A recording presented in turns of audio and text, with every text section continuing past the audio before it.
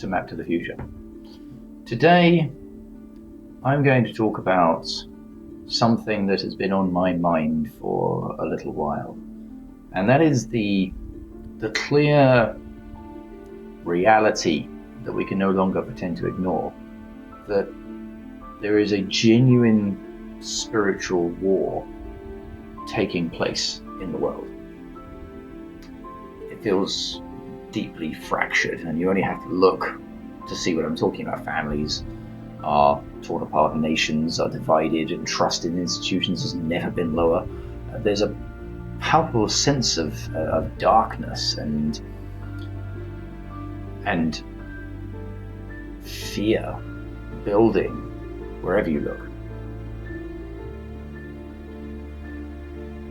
Evil is no longer hiding in the shadows.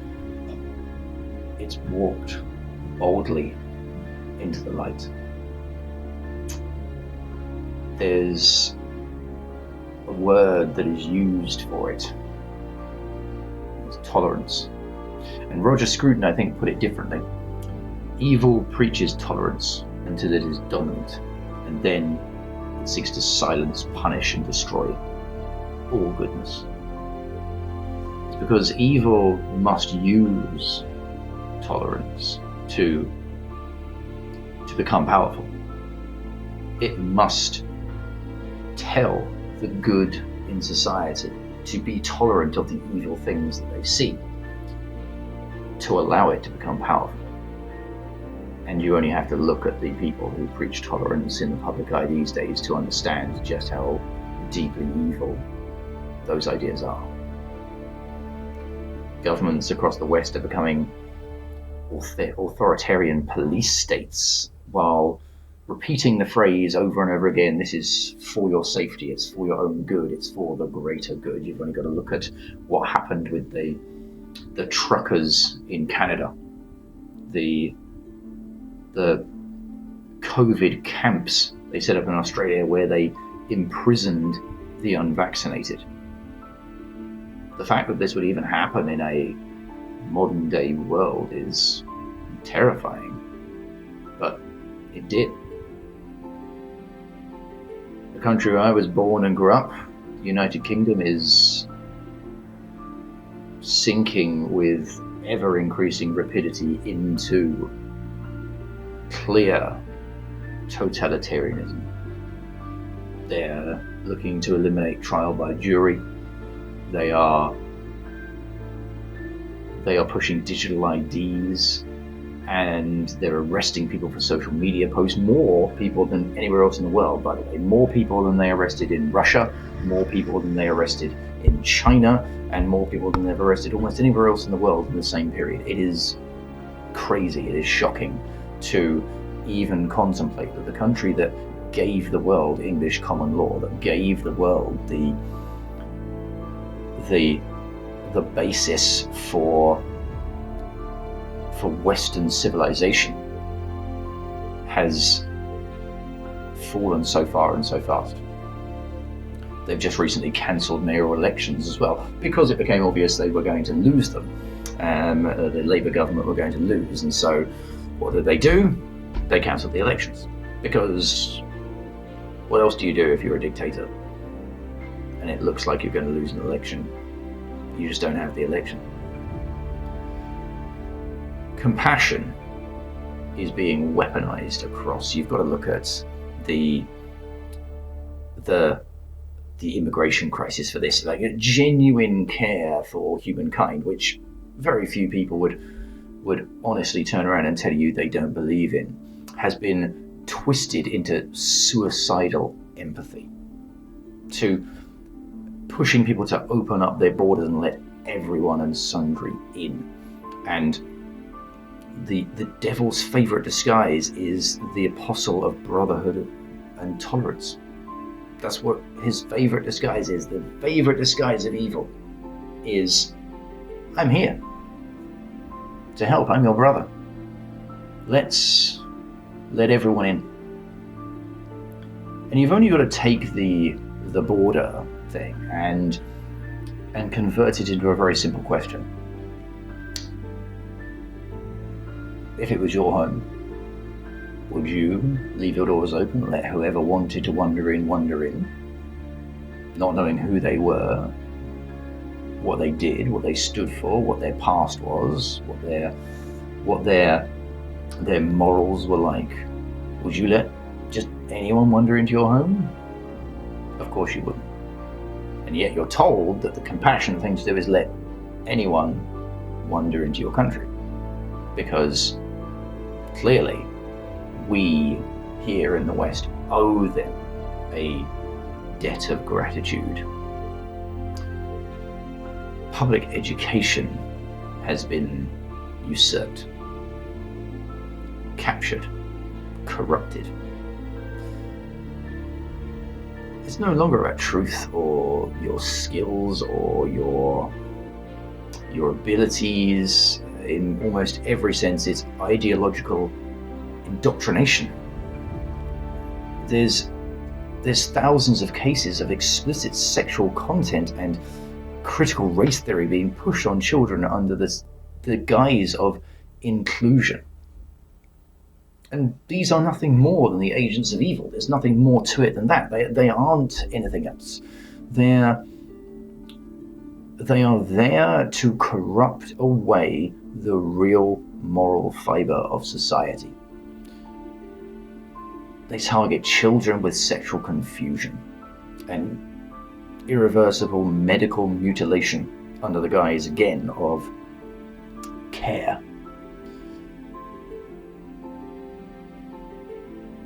And why do they target children? Well, it's simple. The ideologies themselves are sterile. They cannot produce children of their own, and so they corrupt the children of those who can, because that's the only way for them to perpetuate.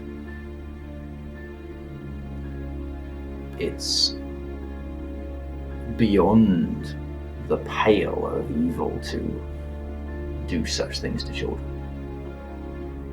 It is beyond any kind of anything that could really even be considered to be compassionate or helpful or loving to take a child who doesn't understand what's going on, has quite often probably got some sort of mental issue, potentially even a mental handicap, and convince them that what needs to happen is for them to be sterilized, for them to have parts of their body cut off, for them to be given drugs that will forever alter their makeup. The drugs they give children, these puberty blockers they give to children that they claim are there to delay puberty, they're the same drugs they used to give to pedophiles for chemical castration. That's what they are. They're no different. They've just repackaged them. And the fact that people who have been corrupted by these evil and foolish ideologies have taken this on without a moment's thought about where this leads shows how far they have fallen. It shows how much they have been corrupted. It shows how deep a grip evil really has on them. It's stronger and more organized and more arrogant than any point in history. Evil is here, walking among us now. And if you're honest with yourself, you can feel it. You know what I'm talking about. You know what I'm saying. You understand what I'm talking about. You are able to conceptualize it, to think about it, to understand it. There's engineered addiction. Because if you read the Bible, if you study scripture, if you study any catalogue of history, What is true evil? Temptation. And temptation has been turned into a commodity. They use pornography to suck in men. They use suicidal empathy to suck in women. They use selfishness and these terms that they've come up with, like feminism, like patriarchy, and all these terms they brought up in order to weaponize language against society, because the intention is simple, it is obvious. The intention is to destroy Western civilization. That is it. As simple as that. And the political left is the primary earthly vessel for the spirit of evil. Child castration marked as gender-affirming care, and censorship as protecting democracy, and replacement migration being called kindness. It is the ideology of evil, and I am tired of pretending it's anything else. I am tired of giving the devil his due. I am tired of pretending, oh, maybe these people are just not sure what they're doing. They've been captured. They've been led astray. And yes, a lot of them have, but there is a significantly large group of people within that ideology who are completely and utterly evil, right the way through to their core, and they know it, and you know it. I don't need to name names. It's pretty obvious when you start looking around at people who claim that the world is overpopulated, and so the way to solve overpopulation is vaccines. How do you square that circle? Unless you have to look at what do vaccines really do? Are vaccines actually there to save lives, or do they do something else? I think it's pretty obvious to anyone who's been paying any attention that the COVID vaccine, for example, was nothing to do with saving lives. Nothing whatsoever. The right side of the political spectrum has failed a lot to stop the rot, to turn things back. I mean, at its true roots, it stands for faith, it stands for family, objective truth, and the defense of innocence, and that's what it really is all about. That's what conservatism is when you analyze it down to its core. That's what it's all about. There's a very large share of grifters within the political right, especially when you look at the halls of power, because they have become corrupted by the same system that was put in place by power, that was put in place by the evil that has overborne the world. And I have been trying to work back for a little while and figure out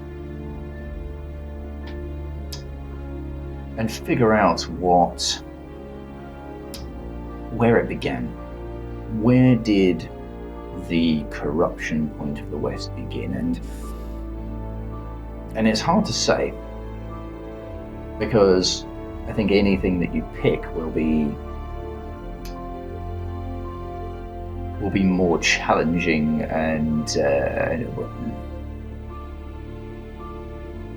I think anything that you pick will only be the first point at where it became obvious, and it was probably happening before that. The point at which I land on it is the end of the Second World War. Now, say what you like about the Nazi Party, and I suppose you could roll this back to the creation of the Communist Manifesto by Marx and all the things that had followed on from that. But I think the West began to be really corrupted by it at the end of the Second World War. if you look at it and you analyze what happened then, what do you see? You see the ideology of Nazism destroyed. Or do you? Because let's just not forget that despite all of the bleatings of the left, who will forever claim that anyone who disagrees with them is a Nazi, Nazis were National Socialists, not communists, not conservatives, not Republicans, not right-wing. They were an extreme left-wing with a slightly different twist. And for the left to label their enemies as Nazis is just a clever trick. Same trick that the devil pulls in convincing others he doesn't exist. When that ideology was stopped at the end of the Second World War, the prevailing ideology that helped the West win was communism. And the efforts of the Russian people during the Second World War cannot be understated.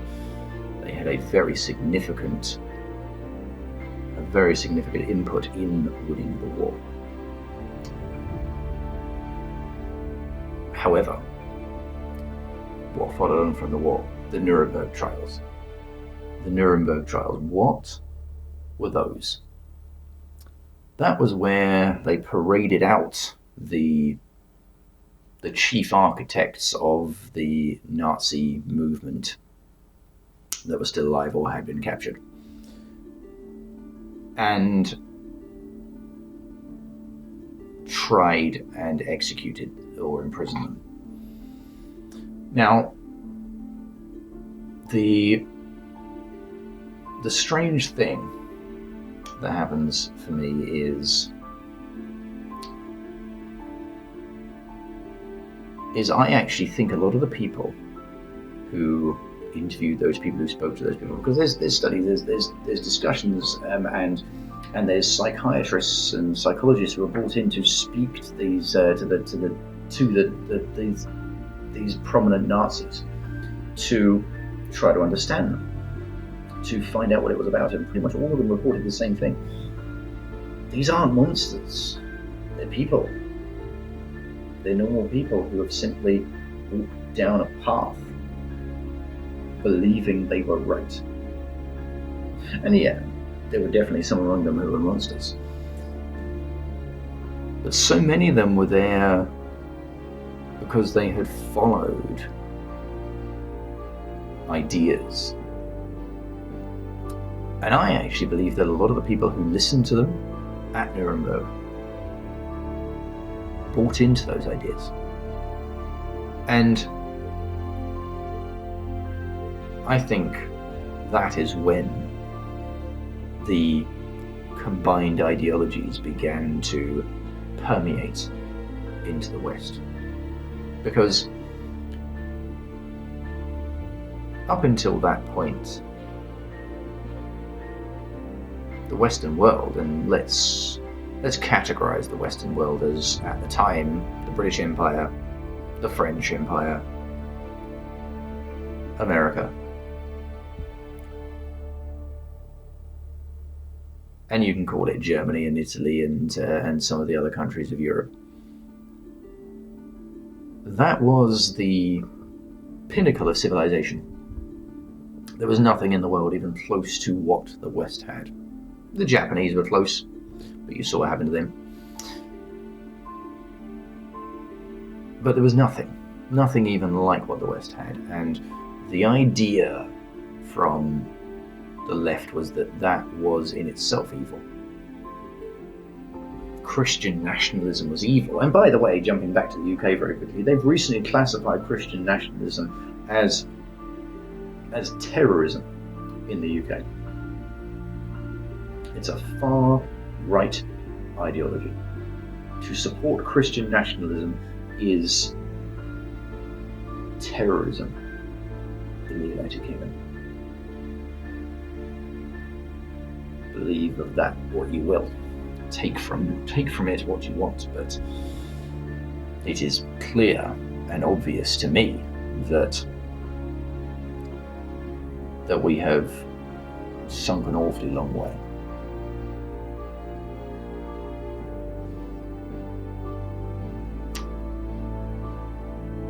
Because now there's new idols rising. What's the next thing that has to happen? What is the next thing that has to happen after you have managed to start to corrode away the central culture of a people? Well, the next thing is pretty simple. You have to replace their gods. And what do we have? New idols, AI, the soulless image of the beast that speaks and causes those who refuse to worship it to be killed. Revelations 3:15. Anyone? Our smartphones, the devil's most brilliant god of distraction ever invented, the temptation. What is a smartphone if not temptation? It is there in your hand, in your pocket, on your desk, all day, every day, tempting you to pick it up, tempting you to look inwards and downward, hunched, and not looking up, not looking out, not thinking beyond this little box in your hand. And is it any wonder that the company that makes these uses the symbol of the apple with the bite from it, the forbidden fruit of the tree of the knowledge of good and evil in the Garden of Eden? That is the company that produced this device. I just want to let that one sit with you for a couple of seconds. Why was man cast from paradise? Because he ate of the tree of the knowledge of good and evil. The apple with the bite taken. And then 2,000 years after Christ came to redeem the world, the fruit of the tree of the knowledge of good and evil was partook in by every person on earth, or near enough. What does that tell you? What is it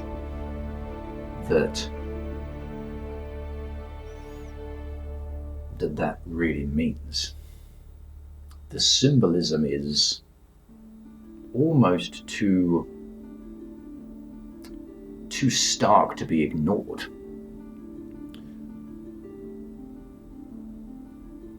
So it leads me on nicely to ask the question: in this battle of good and evil, which side are you on? Because the time is now to choose a side. When the lines of battle are drawn, you must choose. And the lines of battle are being drawn even now. It is already taking place. You listen to some people talk about the Civil War. It's already happening. There are people with fundamentally different views of the same events. There are people who will look at a man who was murdered in front of a crowd and say, good riddance. A man who was a father,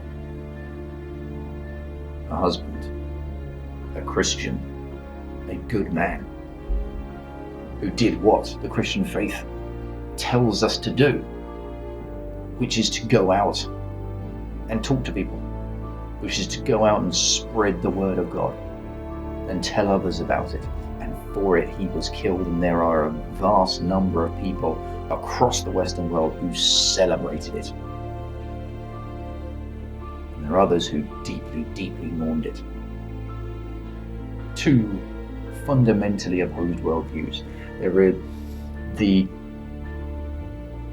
people lining up on the political left have had the core of their souls rotted out.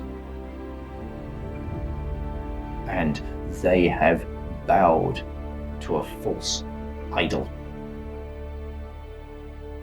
And that false idol, more often than not, is self. What can I do to make myself feel better? What can I do to give myself the best life I can? And the way I can have the best life as possible is to continually bleat about how unfair the world is. Continually tell others how terrible the system is. To proclaim my country and my nation and my forefathers as racist hellholes that need to be dismantled. To say that all who wish to come and partake in the wealth that has been and the prosperity that has been generated here should come. To present yourself as universally and limitlessly empathetic without ever having to do anything about it except for proselytize about it when the opportunity arises. The spiritual war is here. It is happening. It has been going on for some time. It has accelerated in recent years. When the pushback began, it accelerated. When the beast sensed that it was cornered, that its time might be up, it became more aggressive and more violent. All you have to do is look. All you have to do is look in the right places and you will see it. Pretty much starting when Donald Trump came down the golden elevator, which in itself is a very interesting parallel metaphor. But when he came down that elevator to announce his run for president, what happened? Political violence from the left accelerated. The attempt to eviscerate and annihilate everything and anyone who agreed with him, stood with him, backed him, was amped up. And then with COVID, and I won't get into the rabbit hole of the conspiracy theory that is COVID, but they accelerated it further. They pushed harder.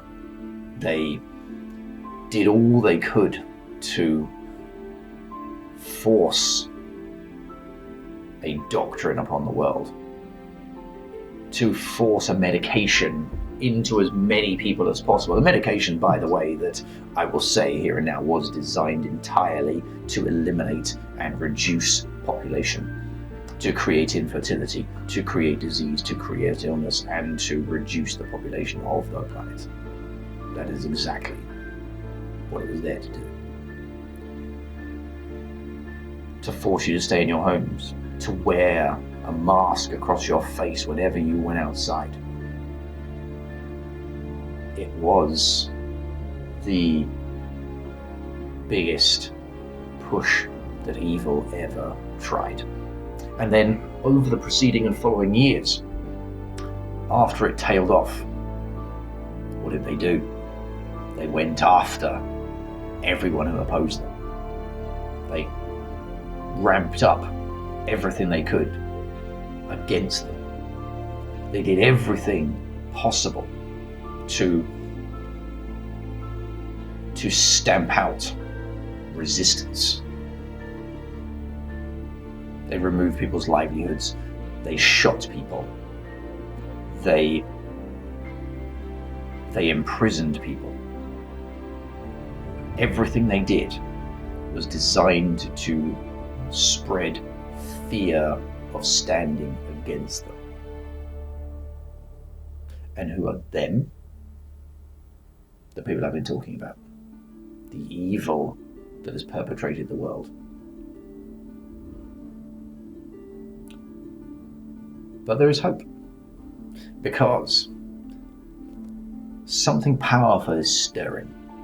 More and more men that I know and speak to are returning to Christ. They are lifting iron, building families, refusing to comply. Psalm 44. Blessed be the Lord my rock, who trains my hands for war and my fingers for battle. Because the battle is coming. The war is raging. But there are real battles ahead. They are going to happen. The world is moving that way. It is unavoidable that sooner or later, righteous, justified violence will need to be visited upon the agents of evil. It will happen. It is not possible for it not to. I hope I am wrong. Unfortunately, I'm not so sure that I am. But there is hope, because more and more people are returning that way. Traditional values are starting to make a comeback, even among the young, who are usually the most corrupted of all, because they are the easiest to corrupt, because they have not yet formed a worldview. Why do you think there's been such a push to get as many people as possible into universities and colleges? Because that is the place where the indoctrination is the most prevalent and the most pervasive. The point I'm trying to make here is this.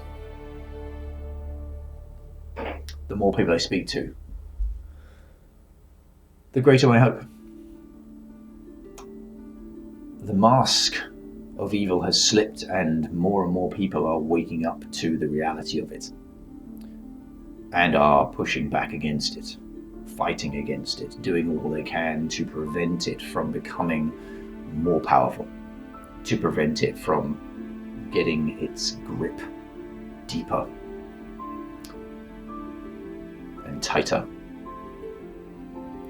There is a return to Christ. I am someone who has returned to Christ. I was raised in a very agnostic way, and I grew up in a very secular society. And I spent years chasing something purposeful without really any idea what that was. And I had bought the lie that you don't want a family, you don't want children, they tie you down, they put you in a box from which there is no escape, and you are then just on the slow drudge-like march towards death. But it's not true. Having children has been the single most meaningful event of my entire life. It has given me a purpose, a clarity, and a vision that greatly exceeds anything that I could have believed before. And everyone who does have children and pays attention sees the same thing. Everybody who is trying to build families and is caring about the future of the world they leave behind for their children is beginning to wake up and realize there is so much evil that must be driven from the world in order to make the world safe for those children. But the more people I meet, the more it becomes obvious to me that that's happening. More and more people are waking up to it. More and more people are seeing it and understanding it and preparing for it. Across the world, men are coming together, coming back to Christ, preparing themselves, building their families, and refusing to bow to the forces of evil that are arrayed against them. And the braver those people are, And the more numerous they become, the more aggressively the beast will fight. The more aggressively evil will push back. So this isn't over. But the tide is turning.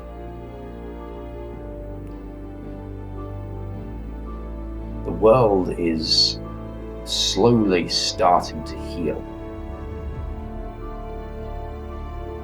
And as we edge ever closer to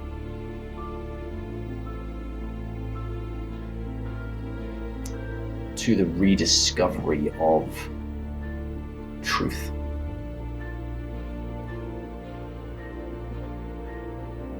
the more likely it becomes the good will prevail. Because for the longest time, evil has prevailed. And evil does prevail if good men do nothing. And for too long, good men have been doing nothing. But now they're starting to do something. Spiritual war is here. It's happening. It's now. Pick a side and join me for the better future that we can map together.